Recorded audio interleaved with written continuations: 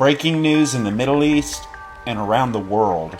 We begin in Afghanistan, where the Muslim terrorist organization, the Taliban, has taken over the majority of the country, one by one, going from province to province, and just over the last couple days they have finally descended on the capital of Kabul. The international airport in Kabul right now is in total chaos as people try to escape the country. Even the president of Afghanistan has decided to hightail it out of the country. Meanwhile, Biden sends troops over to close down the U.S. embassy and get the Americans out. And as the Afghan president says goodbye to his country, the leaders of the Taliban march directly into the presidential palace in Kabul.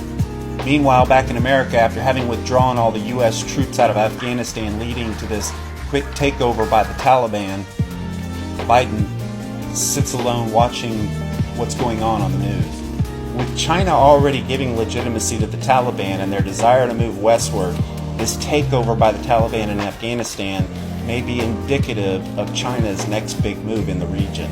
And with scripture prophesying an army of 200 million coming from the east in the last days, and China having the largest military in the world, they may very well assist in the efforts by Russia, Turkey, and Iran to come against Israel for the Battle of Gog and Magog.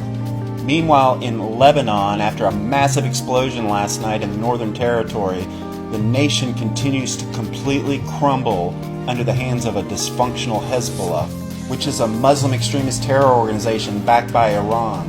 And newly elected president of Iran, Ebrahim Raisi, is dead set on developing a nuclear bomb to destroy Israel.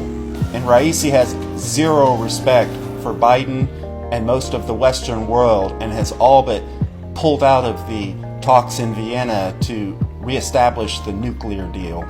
Beyond all the wars and rumors of wars going on, we're seeing natural disasters taking place throughout the world, like massive earthquakes in Alaska and Haiti, destructive floods in places like Japan and Turkey, which is one of the nations prophesied to come against Israel. And speaking of Turkey, unprecedented wildfires that are taking place all over the country.